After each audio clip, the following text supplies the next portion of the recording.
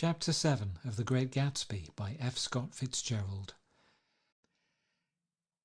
It was when curiosity about Gatsby was at its highest that the lights in his house failed to go on one Saturday night, and, as obscurely as it had begun, his career as Trimalchio was over. Only gradually did I become aware that the automobiles which turned expectantly into his drive stayed for just a minute and then drove sulkily away. Wondering if he was sick, I went over to find out. An unfamiliar butler with a villainous face squinted at me suspiciously from the door. "Is Mr. Gatsby sick?" "Nope."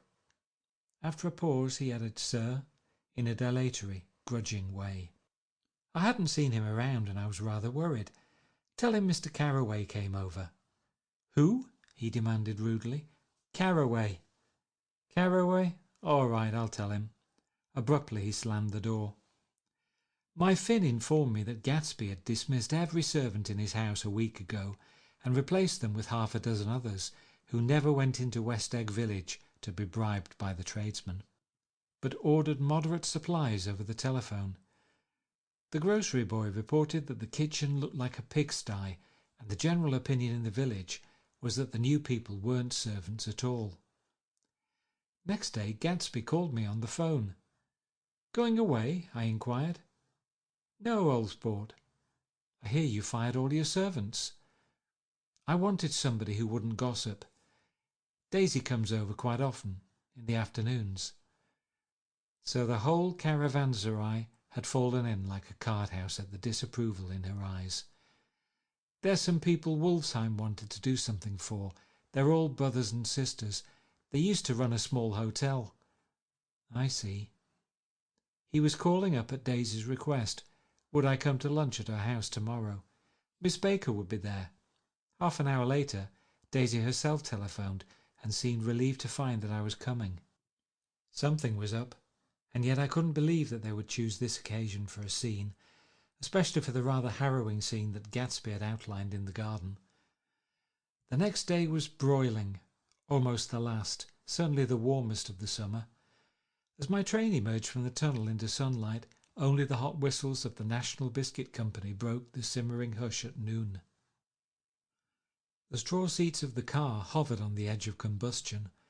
The woman next to me perspired delicately for a while into her white shirtwaist, and then, as her newspaper dampened under her fingers, lapsed despairingly into deep heat with a desolate cry. Her pocketbook slapped to the floor. "Oh my!" she gasped. I picked it up with a weary bend and handed it back to her, holding it at arm's length and by the extreme tip of the corners to indicate that I had had no designs upon it.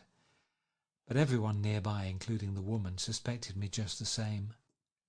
"Hot," said the conductor to familiar faces. "Some weather. Hot. Hot. Hot.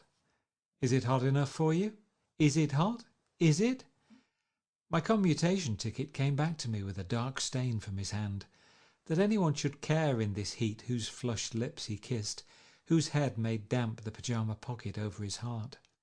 Through the hall of the Buchanan's house blew a faint wind, carrying the sound of the telephone bell out to Gatsby and me as we waited at the door. "The master's body!" roared the butler into the mouthpiece. "I'm sorry, madam, but we can't furnish it. It's far too hot to touch this noon." What he really said was, "Yes, yes, I'll see." He set down the receiver and came towards us, glistening slightly to take our stiff straw hats. "Madam expects you in the salon," he cried, needlessly indicating the direction. In this heat every extra gesture was an affront to the common store of life. The room, shadowed well with awnings, was dark and cool. Daisy and Jordan lay upon an enormous couch, like silver idols, weighing down their own white dresses against the singing breeze of the fans. "We can't move," they said together. Jordan's fingers, powdered white over their tan, rested for a moment in mine. "And Mr. Thomas Buchanan, the athlete?" I inquired. Simultaneously I heard his voice, gruff, muffled, husky, at the hall telephone. Gatsby stood in the centre of the crimson carpet and gazed around with fascinated eyes. Daisy watched him and laughed, her sweet, exciting laugh. A tiny gust of powder rose from her bosom into the air. "The rumour is," whispered Jordan, "that that's Tom's girl on the telephone." We were silent. The voice in the hall rose high with annoyance. "Very well then, I won't sell you the car at all.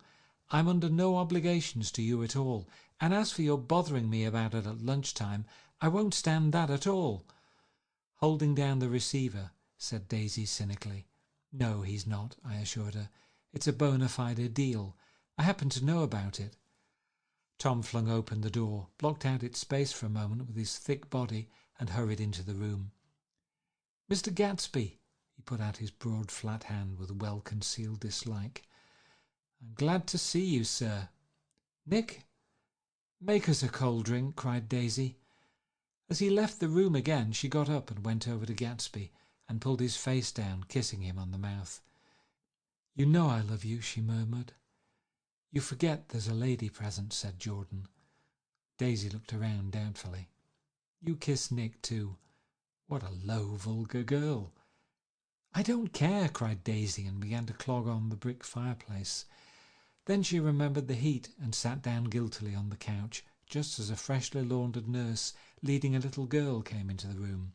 "Blessed, precious," she crooned, holding out her arms. "Come to your own mother that loves you." The child, relinquished by the nurse, rushed across the room and rooted shyly into her mother's dress. "The blessed, precious. Did mother get powder on your old yellowy hair? Stand up now and say, 'Howdy-do.'"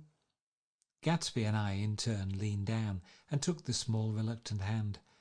Afterward he kept looking at the child with surprise.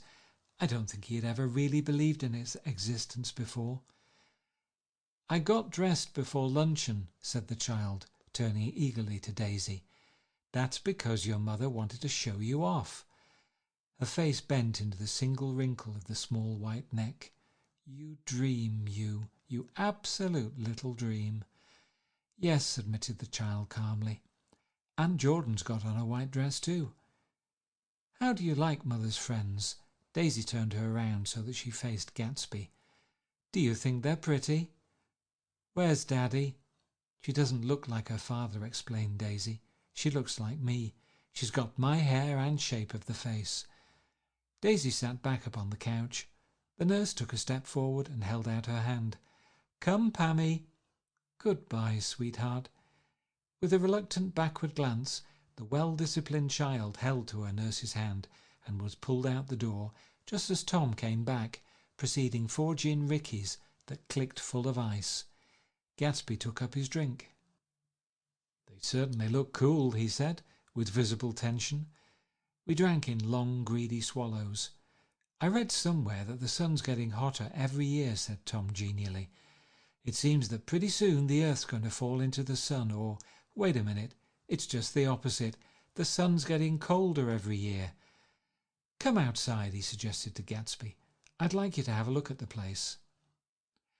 I went with them out to the veranda. On the green sound, stagnant in the heat, one small sail crawled slowly toward the fresher sea. Gatsby's eyes followed it momentarily. He raised his hand and pointed across the bay. "I'm right across from you." "So you are." Our eyes lifted over the rose beds and the hot lawn and the weedy refuse of the dog days along shore. Slowly the white wings of the boat moved against the blue cool limit of the sky. Ahead lay the scalloped ocean and the abounding Blessed Isles. "There's sport for you," said Tom, nodding. "I'd like to be out there with him for about an hour." We had lunch in the dining room, darkened too against the heat, and drank down nervous gaiety with the cold ale. "What'll we do with ourselves this afternoon?" cried Daisy. "And the day after that? And the next 30 years?" "Don't be morbid," Jordan said. "Life starts all over again when it gets crisp in the fall." "But it's so hot," insisted Daisy on the verge of tears. "And everything's so confused. Let's all go to town." Her voice struggled on through the heat, beating against it, moulding its senselessness into forms. "I've heard of making a garage out of a stable," Tom was saying to Gatsby, "but I'm the first man who ever made a stable out of a garage." "Who wants to go to town?" demanded Daisy insistently. Gatsby's eyes floated toward her. "Ah," she cried, "you look so cool." Their eyes met, and they stared together at each other, alone in space. With an effort, she glanced down at the table. "You always look so cool," she repeated. She had told him that she loved him, and Tom Buchanan saw. He was astounded. His mouth opened a little, and he looked at Gatsby, and then back at Daisy, as if he had just recognized her as someone he knew a long time ago. "You resemble the advertisement of the Man," she went on innocently. "You know, the advertisement of the Man." "All right," broke in Tom quickly. "I'm perfectly willing to go to town. Come on, we're all going to town." He got up, his eyes still flashing between Gatsby and his wife. No one moved. "Come on," his temper cracked a little. "What's the matter anyhow? If we're going to town, let's start." His hand, trembling with his effort at self-control, bore to his lips the last of his glass of ale. Daisy's voice got us to our feet and out onto the blazing gravel drive. "Are we just going to go?" she objected. "Like this? Aren't we going to let anyone smoke a cigarette first?" Everybody smoked all through lunch. "Oh, let's have fun," she begged him. "It's too hot to fuss." He didn't answer. "Have it your own way," she said. "Come on, Jordan." They went upstairs to get ready while we three men stood there shuffling the hot pebbles with our feet. A silver curve of the moon hovered already in the western sky. Gatsby started to speak, changed his mind, but not before Tom wheeled and faced him expectantly. "Have you got your stables here?" asked Gatsby with an effort. "About a quarter of a mile down the road." "Oh." A pause. "I don't see the idea of going to town," broke out Tom savagely. "Women get these notions in their heads." "Shall we take anything to drink?" called Daisy from an upper window. "I'll get some whiskey," answered Tom. He went inside. Gatsby turned to me rigidly. "I can't say anything in his house, old sport." "She's got an indiscreet voice," I remarked. "It's full of—" I hesitated. "Her voice is full of money," he said suddenly. That was it. I'd never understood before. It was full of money. That was the inexhaustible charm that rose and fell in it, the jingle of it, the cymbals' song of it. High in a white palace, the king's daughter, the golden girl. Tom came out of the house, wrapping a quart bottle in a towel, followed by Daisy and Jordan, wearing small tight hats of metallic cloth and carrying light capes over their arms. "Shall we all go in my car?" suggested Gatsby. He felt the hot green leather of the seat. I ought to have left it in the shade. "Is it standard shift?" demanded Tom. "Yes." "Well, you take my coupe and let me drive your car to town." The suggestion was distasteful to Gatsby. "I don't think there's much gas," he objected. "Plenty of gas," said Tom boisterously. He looked at the gauge. "And if it runs out, I can stop at a drugstore. You can buy anything at a drugstore nowadays."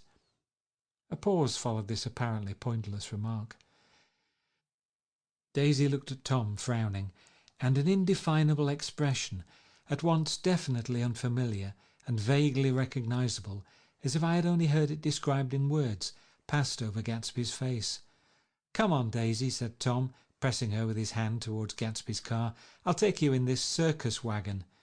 He opened the door, but she moved out from the circle of his arm. "You take Nick and Jordan. We'll follow you in the coupe." She walked close to Gatsby, touching his coat with her hand. Jordan and Tom and I got into the front seat of Gatsby's car. Tom pushed the unfamiliar gears tentatively, and we shot off into the oppressive heat, leaving them out of sight behind. "Did you see that?" demanded Tom. "See what?" He looked at me keenly, realizing that Jordan and I must have known all along. "You think I'm pretty dumb, don't you?" he suggested.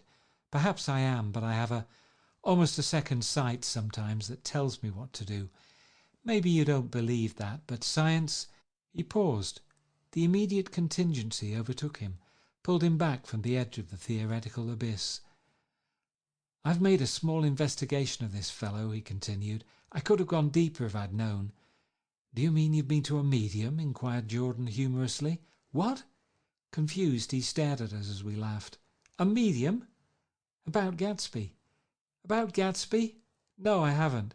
I said I'd been making a small investigation of his past." "And you found he was an Oxford man," said Jordan helpfully. "An Oxford man?" He was incredulous. "Like hell he is. He wears a pink suit." "Nevertheless, he's an Oxford man." "Oxford, New Mexico," snorted Tom contemptuously, or something like that. "Listen, Tom, if you're such a snob, why did you invite him to lunch?" demanded Jordan crossly. "Daisy invited him. She knew him before we were married. God knows where." We were all irritable now with the fading ale, and aware of it, we drove for a while in silence. Then, as Dr. T.J. Eckelberg's faded eyes came into sight down the road, I remembered Gatsby's caution about gasoline. "We've got enough to get us to town," said Tom. "But there's a garage right here," objected Jordan. "I don't want to get stalled in this baking heat." Tom threw on both brakes impatiently, and we slid to an abrupt, dusty stop under Wilson's sign. After a moment, the proprietor emerged from the interior of his establishment and gazed hollow-eyed at the car. "Let's have some gas," cried Tom roughly. "What do you think we stopped for? To admire the view?" "I'm sick," said Wilson without moving. "Been sick all day." "What's the matter?" "I'm all run down." "Well, shall I help myself?" Tom demanded. "You sounded well enough on the phone." With an effort, Wilson left the shade and supported the doorway, and breathing hard, unscrewed the cap of the tank. In the sunlight his face was green. "I didn't mean to interrupt your lunch," he said, "but I need money pretty bad, and I was wondering what you were going to do with your old car."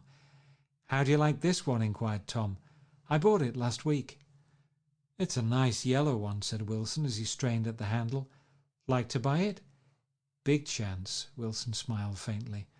"No, but I could make some money on the other." "What do you want money for all of a sudden?" "I've been here too long. I want to get away. My wife and I want to go west."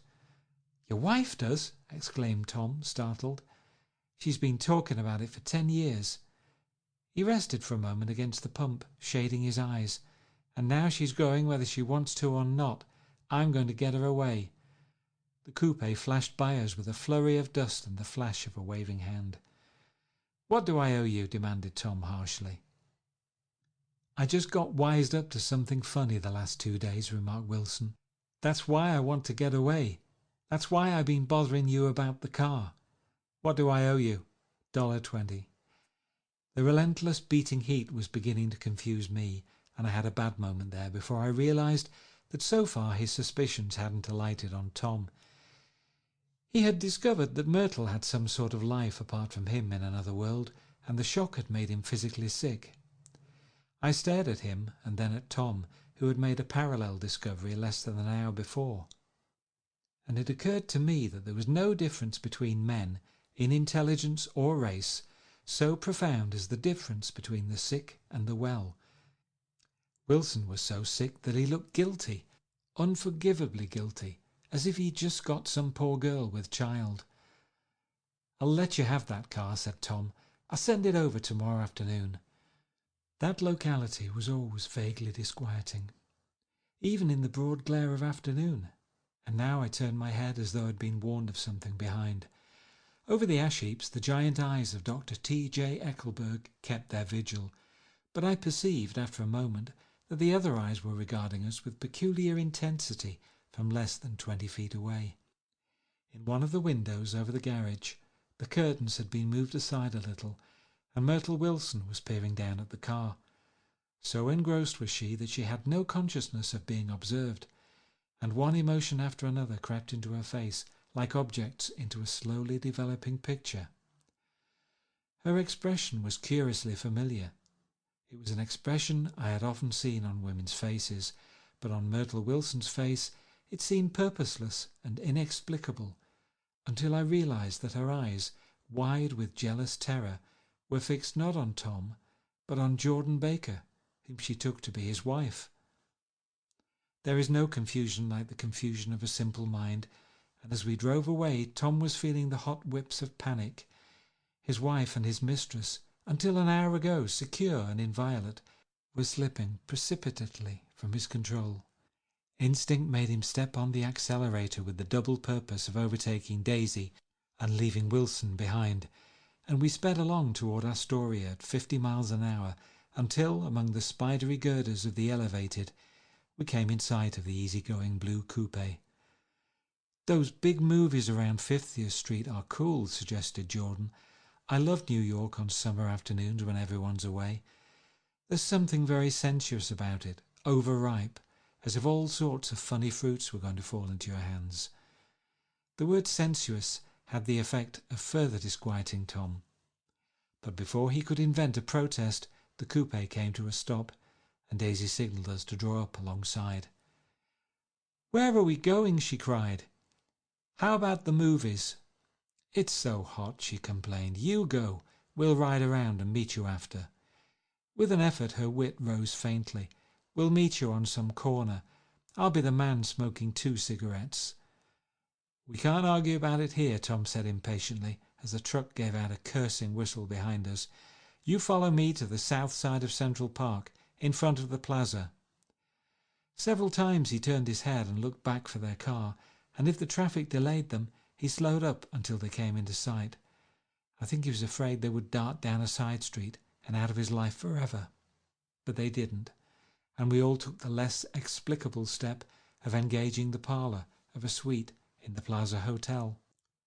The prolonged and tumultuous argument that ended by herding us into that room eludes me, though I have a sharp physical memory that in the course of it my underwear kept climbing like a damp snake around my legs, and intermittent beads of sweat raced cool across my back. The notion originated with Daisy's suggestion that we hire 5 bathrooms and take cold baths, and then assumed more tangible form as a place to have a mint julep. Each of us said over and over that it was a crazy idea. We all talked at once to a baffled clerk and thought, or pretended to think, that we were being very funny.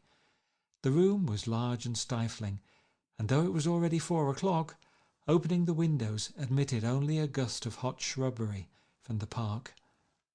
Daisy went to the mirror and stood with her back to us, fixing her hair. "It's a swell suite," whispered Jordan respectfully, and everyone laughed.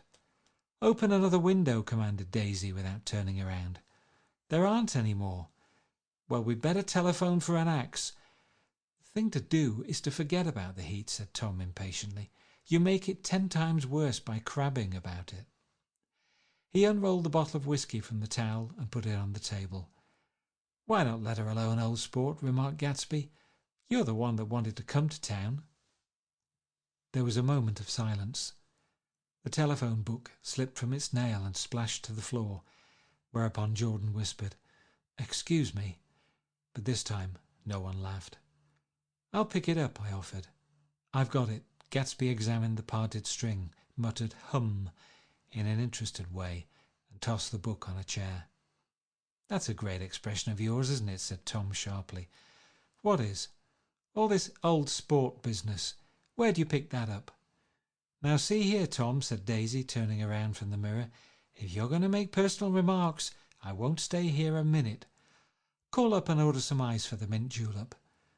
As Tom took up the receiver, the compressed heat exploded into sound, and we were listening to the portentous chords of Mendelssohn's Wedding March from the ballroom below. "Imagine marrying anybody in this heat," cried Jordan dismally. "Still, I was married in the middle of June," Daisy remembered.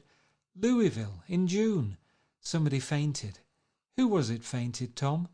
"Biloxi," he answered shortly. "A man named Biloxi. Biloxi. And he made boxes, that's a fact, and he was from Biloxi, Tennessee." "They carried him into my house," appended Jordan, "because we lived just 2 doors from the church, and he stayed 3 weeks until Daddy told him he had to get out. The day after he left, Daddy died." After a moment she added, as if she might have sounded irreverent, "There wasn't any connection." "I used to know a Bill Biloxi from Memphis," I remarked. "That was his cousin. I knew his whole family history before he left. He gave me an aluminium putter that I use today." The music had died down as the ceremony began, and now a long cheer floated in at the window, followed by intermittent cries of "Yeah," and finally by a burst of jazz as the dancing began. "We're getting old," said Daisy. "If we were young, we'd rise and dance." "Remember Biloxi," Jordan warned her. "Where do you know him, Tom?" Bill Oxy? He concentrated with an effort. I didn't know him. He was a friend of Daisy's. He was not, she denied. I'd never seen him before. He came down in the private car. Well, he said he knew you. He said he was raised in Louisville. Asa Bird brought him around at the last minute and asked if we had room for him. Jordan smiled. He was probably bumming his way home. He told me he was president of your class at Yale. Tom and I looked at each other blankly. Bill Oxy? First place. We didn't have any president. Gatsby's foot beat a short, restless tattoo, and Tom eyed him suddenly. By the way, Mr. Gatsby, I understand you're an Oxford man. Not exactly. Oh, yes, I understand you went to Oxford. Yes, I went there. A pause. Then Tom's voice, incredulous and insulting. You must have gone there about the time Biloxi went to New Haven. Another pause. A waiter knocked and came in with crushed mint and ice, but the silence was unbroken by his thank you and the soft closing of the door. This tremendous detail was to be cleared up at last. I told you I went there, said Gatsby. I heard you, but I'd like to know when. It was in 1919. I only stayed 5 months. That's why I can't really call myself an Oxford man. Tom glanced around to see if we mirrored his unbelief, but we were all looking at Gatsby. It was an opportunity they gave to some of the officers after the armistice, he continued. We could go to any of the universities in England or France. I wanted to get up and slap him on the back. I had one of those renewals of complete faith in him that I'd experienced before. Daisy rose, smiling faintly, and went to the table. Open the whiskey, Tom, she ordered, and I'll make you a mint julep. Then you won't seem so stupid to yourself. Look at the mint. Wait a minute, snapped Tom. I want to ask Mr. Gatsby one more question. Go on, Gatsby said politely. What kind of a row are you trying to cause in my house anyhow? They were out in the open at last, and Gatsby was content. He isn't causing a row. Daisy looked desperately from one to the other. You're causing a row. Please, have a little self-control. Self-control? Repeated Tom incredulously. I suppose the latest thing is to sit back and let Mr. Nobody from nowhere make love to your wife. Well, if that's the idea, you can count me out. Nowadays, people begin by sneering at family life and family institutions, and next they'll throw everything overboard and have intermarriage between black and white. Flushed with his impassioned gibberish, he saw himself standing alone on the last barrier of civilization. We're all white here, murmured Jordan. I know I'm not very popular. I don't give big parties. I suppose you've got to make your house into a pigsty in order to have any friends in the modern world. Angry as I was, as we all were, I was tempted to laugh whenever he opened his mouth. The transition from libertine to prig was so complete. I've got something to tell you, old sport, began Gatsby, but Daisy guessed at his intention. Please don't, she interrupted helplessly. Please let's all go home. Why don't we all go home? That's a good idea. I got up. Come on, Tom. Nobody wants a drink. I want to know what Mr. Gatsby has to tell me. Your wife doesn't love you, said Gatsby. She's never loved you. She loves me. You must be crazy, exclaimed Tom automatically. Gatsby sprang to his feet, vivid with excitement. She never loved you, do you hear? He cried. She only married you because I was poor and she was tired of waiting for me. It was a terrible mistake, but in her heart she never loved anyone except me. At this point Jordan and I tried to go, but Tom and Gatsby insisted with competitive firmness that we remain, as though neither of them had anything to conceal, and it would be a privilege to partake vicariously of their emotions. Sit down, Daisy, Tom's voice groped unsuccessfully for the paternal note. What's been going on? I want to hear all about it. I told you what's been going on, said Gatsby. Going on for 5 years, and you didn't know. Tom turned to Daisy sharply. You've been seeing this fellow for 5 years? Not seeing, said Gatsby. No, we couldn't meet, but both of us loved each other all that time, old sport, and you didn't know. I used to laugh sometimes, but there was no laughter in his eyes. To think that you didn't know. Oh, that's all. Tom tapped his thick fingers together like a clergyman and leaned back in his chair. "You're crazy," he exploded. "I can't speak about what happened 5 years ago because I didn't know Daisy then, and I'll be damned if I see how you got within a mile of her, unless you brought the groceries to the back door. But all the rest of that's a goddamn lie. Daisy loved me when she married me, and she loves me now." "No," said Gatsby, shaking his head. "She does, though. The trouble is that sometimes she gets foolish ideas in her head and doesn't know what she's doing." He nodded sagely. "And what's more, I love Daisy too. Once in a while I go off on a spree and make a fool of myself, but I always come back, and in my heart I love her all the time." "You're revolting," said Daisy. She turned to me, and her voice, dropping an octave lower, filled the room with thrilling scorn. "Do you know why we left Chicago? I'm surprised that they didn't treat you to the story of that little spree." Gatsby walked over and stood beside her. "Daisy, that's all over now," he said earnestly. "It doesn't matter any more. Just tell him the truth, that you never loved him, and it's all wiped out forever." She looked at him blindly. "Why? How could I love him? Possibly." "You never loved him." She hesitated. Her eyes fell on Jordan and me with a sort of appeal, as though she realized at last what she was doing, and as though she had never all along intended doing anything at all. But it was done now. It was too late. "I never loved him," she said with perceptible reluctance. "Not at Kapiolani?" demanded Tom suddenly. "No." From the ballroom beneath, muffled and suffocating chords were drifting up on hot waves of air. "Not that day I carried you down from the punch bowl to keep your shoes dry?" There was a husky tenderness in his tone. "Daisy? Please don't." Her voice was cold, but the rancour was gone from it. She looked at Gatsby. "There, Jay," she said. But her hand, as she tried to light a cigarette, was trembling. Suddenly she threw the cigarette and the burning match on the carpet. "Oh, you want too much," she cried to Gatsby. "I love you now. Isn't that enough? I can't help what's past." She began to sob helplessly. "I did love him once, but I loved you too." Gatsby's eyes opened and closed. "You loved me too?" he repeated. "Even that's a lie," said Tom savagely. "She didn't know you were alive. Why, there are things between Daisy and me that you'll never know, things that neither of us can ever forget." The words seemed to bite physically into Gatsby. "I want to speak to Daisy alone," he insisted. "She's all excited now. Even alone I can't say I never loved Tom," she admitted in a pitiful voice. "It wouldn't be true." "Of course it wouldn't," agreed Tom. She turned to her husband. "As if it mattered to you," she said.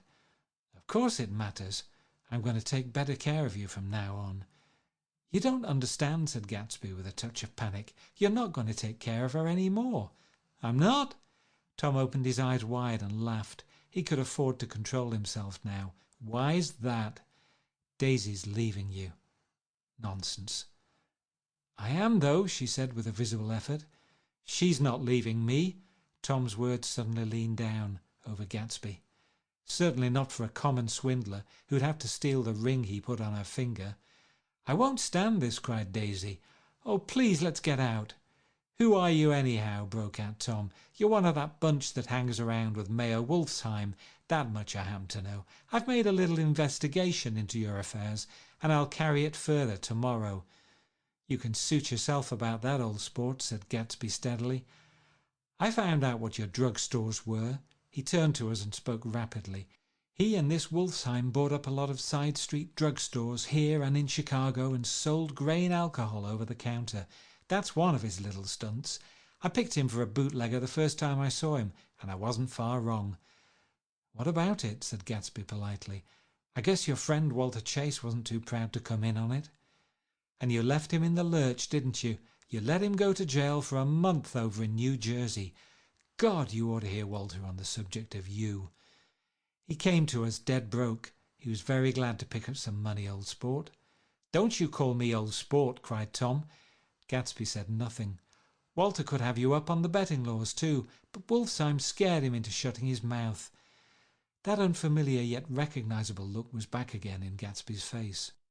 "That drugstore business was just small change," continued Tom slowly, "but you've got something on now that Walter's afraid to tell me about."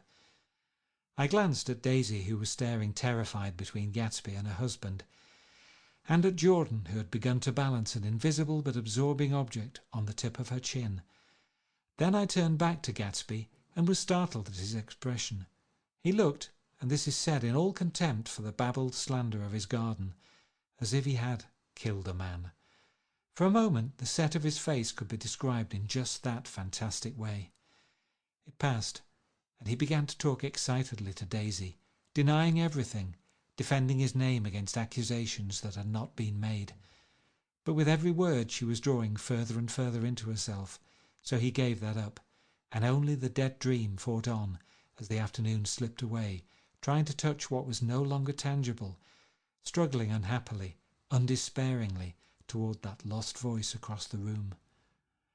The voice begged again to go. "Please, Tom, I can't stand this any more." Her frightened eyes told that whatever intentions, whatever courage she had had, were definitely gone. "You two start on home, Daisy," said Tom, "in Mr. Gatsby's car." She looked at Tom, alarmed now, but he insisted, with magnanimous scorn. "Go on. He won't annoy you. I think he realized that his presumptuous little flirtation is over." They were gone without a word, snapped out, made accidental, isolated, like ghosts even from our pity. After a moment Tom got up and began wrapping the unopened bottle of whiskey in the towel. "Want any of this stuff? Jordan? Nick?" I didn't answer. "Nick?" he asked again. "What?" "Want any?" "No. I just remembered that today's my birthday." I was 30. Before me stretched the portentous, menacing road of a new decade. It was 7 o'clock when we got into the coupe with him and started for Long Island. Tom talked incessantly, exulting and laughing, but his voice was as remote from Jordan and me as the foreign clamour on the sidewalk or the tumult of the elevated overhead. Human sympathy has its limits, and we were content to let all their tragic arguments fade with the city lights behind. 30. The promise of a decade of loneliness, a thinning list of single men to know, a thinning briefcase of enthusiasm, thinning hair. But there was Jordan beside me, who, unlike Daisy, was too wise ever to carry well-forgotten dreams from age to age. As we passed over the dark bridge, her wan face fell lazily against my coat's shoulder, and the formidable stroke of 30 died away with the reassuring pressure of her hand. So we drove on toward death through the cooling twilight. The young Greek, Michaelis, who ran the coffee joint beside the ash heaps, was the principal witness at the inquest. He had slept through the heat until after 5, when he strolled over to the garage and found George Wilson sick in his office, really sick, pale as his own pale hair and shaking all over. Michaelis advised him to go to bed, but Wilson refused, saying that he'd miss a lot of business if he did. While his neighbour was trying to persuade him, a violent racket broke out overhead. "I've got my wife locked up in there," explained Wilson calmly. "She's going to stay there till the day after tomorrow, and then we're going to move away." Michaelis was astonished. They had been neighbours for 4 years, and Wilson had never seemed faintly capable of such a statement. Generally he was one of these worn-out men. When he wasn't working, he sat on a chair in the doorway and stared at the people and the cars that passed along the road. When anyone spoke to him, he invariably laughed in an agreeable, colourless way. He was his wife's man and not his own. So naturally Michaelis tried to find out what had happened, but Wilson wouldn't say a word. Instead, he began to throw curious, suspicious glances at his visitor and asked him what he'd been doing at certain times on certain days. Just as the latter was getting uneasy, some workmen came past the door, bound for his restaurant, and Michaelis took the opportunity to get away, intending to come back later. But he didn't. He supposed he forgot to, that's all. When he came outside again, a little after 7, he was reminded of the conversation because he heard Mrs. Wilson's voice, loud and scolding, downstairs in the garage. "Beat me," he heard her cry. "Throw me down and beat me, you dirty little coward." A moment later she rushed out into the dusk, waving her hands and shouting. Before he could move from his door, the business was over. The death car, as the newspapers called it, didn't stop. It came out of the gathering darkness, wavered tragically for a moment, and then disappeared around the next bend. Michaelis wasn't even sure of its colour. He told the first policeman that it was light green. The other car, the one going toward New York, came to rest 100 yards beyond, and its driver hurried back to where Myrtle Wilson, her life violently extinguished, knelt in the road and mingled her thick, dark blood with the dust. Michaelis and this man reached her first, but when they had torn open her shirtwaist, still damp with perspiration, they saw that her left breast was swinging loose like a flap, and there was no need to listen for the heart beneath. The mouth was wide open and ripped at the corners, as though she had choked a little in giving up the tremendous vitality she had stored for so long.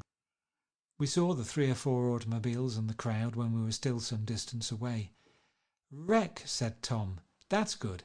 Wilson will have a little business at last." He slowed down, but still without any intention of stopping, until, as we came nearer, the hushed, intent faces of the people at the garage door made him automatically put on the brakes. "We'll take a look," he said doubtfully. "Just a look." I became aware now of a hollow wailing sound which issued incessantly from the garage. A sound which, as we got out of the coupe and walked toward the door, resolved itself into the words, "Oh my God," uttered over and over in a gasping moan. "There's some bad trouble here," said Tom excitedly. He reached up on tiptoes and peered over a circle of heads into the garage, which was lit only by a yellow light in a swinging wire basket overhead. Then he made a harsh sound in his throat, and with a violent thrusting movement of his powerful arms, pushed his way through. The circle closed up again with a running murmur of expostulation. It was a minute before I could see anything at all. The new arrivals deranged the line, and Jordan and I were pushed suddenly inside. Myrtle Wilson's body, wrapped in a blanket, and then in another blanket, as though she suffered from a chill in the hot night, lay on a work table by the wall, and Tom, with his back to us, was bending over it, motionless. Next to him stood a motorcycle policeman, taking down names with much sweat and correction in a little book. At first I couldn't find the source of the high groaning words that echoed clamorously through the bare garage. Then I saw Wilson standing on the raised threshold of his office, swaying back and forth and holding to the doorposts with both hands. Some man was talking to him in a low voice and attempting from time to time to lay a hand on his shoulder, but Wilson neither heard nor saw. His eyes would drop slowly from the swinging light to the laden table by the wall, and then jerk back to the light again, and he gave out incessantly his high, horrible call. "Oh my God! Oh my God! Oh God! Oh my God!" Presently Tom lifted his head with a jerk, and after staring around the garage with glazed eyes, addressed a mumbled, incoherent remark to the policeman. "M-A-V?" the policeman was saying. "O? No, R," corrected the man. "M-A-V-R-O?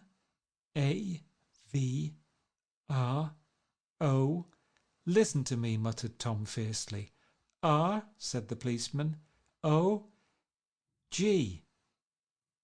G." He looked up as Tom's broad hand fell sharply on his shoulder. "What you want, fella? What happened? That's what I want to know." "Auto hit her. Instantly killed."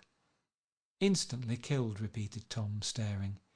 "She ran out in a road. Son of a bitch didn't even stop us car." "There was 2 cars," said Michaelis. "One coming, one going, see?" "Going where?" asked the policeman keenly.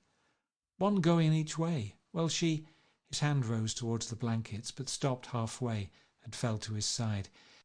"She ran out there, and the one coming from New York knocked right into her, going 30 or 40 miles an hour."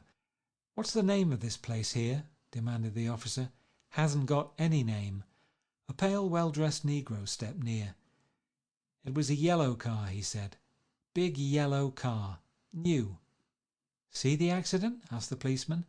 "No, but the car passed me down the road, going faster than 40, going 50, 60. Come here and let's have your name.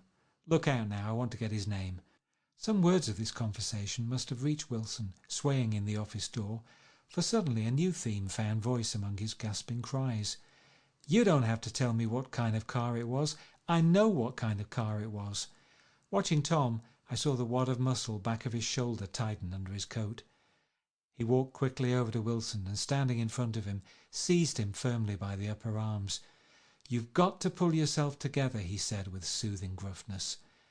Wilson's eyes fell upon Tom. He started up on his tiptoes and then would have collapsed to his knees had not Tom held him upright. "Listen," said Tom, shaking him a little. "I just got here a minute ago from New York. I was bringing you that coupe we've been talking about. That yellow car I was driving this afternoon wasn't mine. Do you hear? I haven't seen it all afternoon." Only the Negro and I were near enough to hear what he said, but the policeman caught something in the tone and looked over with truculent eyes. "What's all that?" he demanded. "I'm a friend of his." Tom turned his head, but kept his hands firm on Wilson's body. "He says he knows the car that did it. It was a yellow car." Some dim impulse moved the policeman to look suspiciously at Tom. "And what colour's your car?" "It's a blue car, a coupe." "We've come straight from New York," I said. Someone who had been driving a little behind us confirmed this, and the policeman turned away.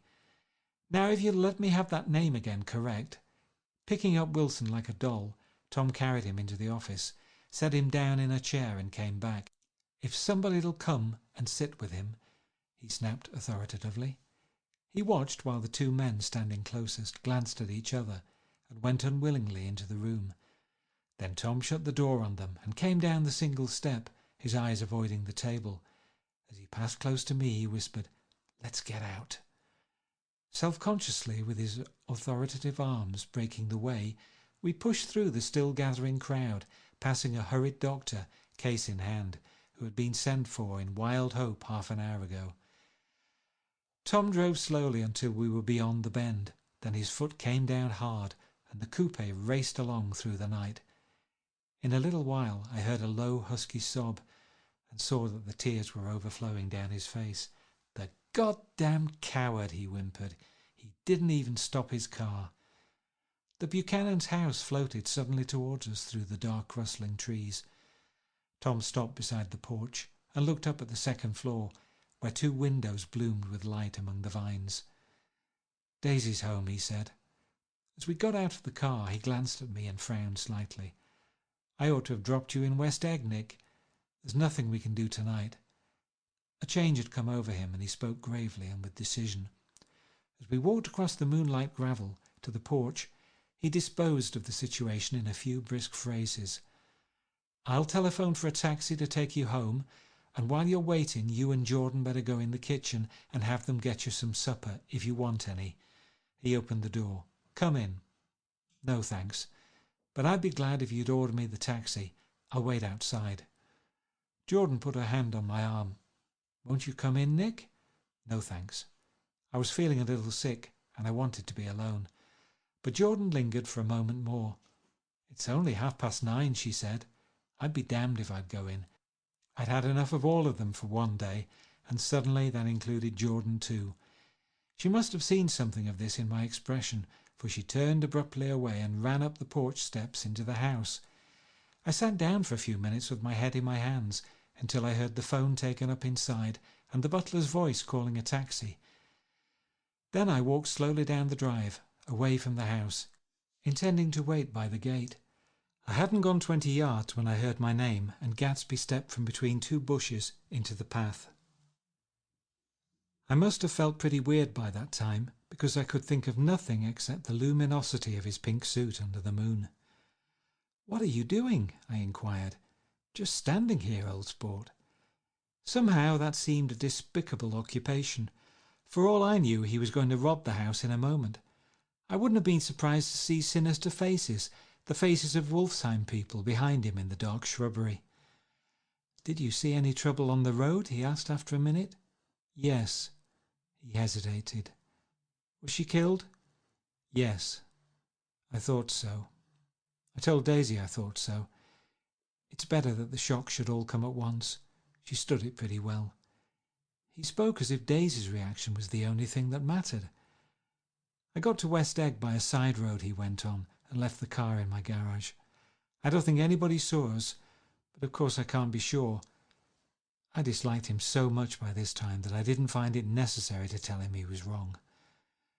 Who was the woman? He inquired. Her name was Wilson. Her husband owns the garage. How the devil did it happen? Well, I tried to swing the wheel, he broke off, and suddenly I guessed at the truth. Was Daisy driving? Yes, he said after a moment. But of course I'll say I was. You see, when we left New York she was very nervous and she thought it would steady her to drive. And this woman rushed out at us just as we were passing a car coming the other way. It all happened in a minute, but it seemed to me that she wanted to speak to us, thought we were somebody she knew. Well, first Daisy turned away from the woman toward the other car, and then she lost her nerve and turned back. The second my hand reached the wheel, I felt the shock. It must have killed her instantly. It ripped her open. Don't tell me, old sport, he winced. Anyhow, Daisy stepped on it. I tried to make her stop, but she couldn't, so I pulled on the emergency brake. Then she fell over into my lap, and I drove on. She'll be all right tomorrow, he said presently. I'm just going to wait here and see if he tries to bother her about that unpleasantness this afternoon. She's locked herself into her room, and if he tries any brutality, she's going to turn the light out and on again. He won't touch her, I said. He's not thinking about her. I don't trust him, old sport. How long are you going to wait? All night, if necessary. Anyhow, till they all go to bed. A new point of view occurred to me. Suppose Tom found out that Daisy had been driving. He might think he saw a connection in it. He might think anything. I looked at the house. There were 2 or 3 bright windows downstairs, and the pink glow from Daisy's room on the second floor. You wait here, I said. I'll see if there's any sign of a commotion. I walked back along the border of the lawn, traversed the gravel softly and tiptoed up the veranda steps. The drawing-room curtains were open, and I saw that the room was empty. Crossing the porch where we had dined that June night 3 months before, I came to a small rectangle of light, which I guessed was the pantry window. The blind was drawn, but I found a rift at the sill. Daisy and Tom were sitting opposite each other at the kitchen table, with a plate of cold fried chicken between them and 2 bottles of ale. He was talking intently across the table at her, and in his earnestness his hand had fallen upon and covered her own. Once in a while she looked up at him and nodded in agreement. They weren't happy, and neither of them had touched the chicken or the ale. And yet they weren't unhappy either. There was an unmistakable air of natural intimacy about the picture, and anybody would have said that they were conspiring together. As I tiptoed from the porch, I heard my taxi feeling its way along the dark road toward the house. Gatsby was waiting where I had left him in the drive. "Is it all quiet up there?" he asked anxiously. "Yes, it's all quiet." I hesitated. "You'd better come home and get some sleep." He shook his head. "I want to wait here till Daisy goes to bed. Good night, old sport." He put his hands in his coat pockets and turned back eagerly to his scrutiny of the house, as though my presence marred the sacredness of the vigil. So I walked away and left him standing there in the moonlight, watching over nothing.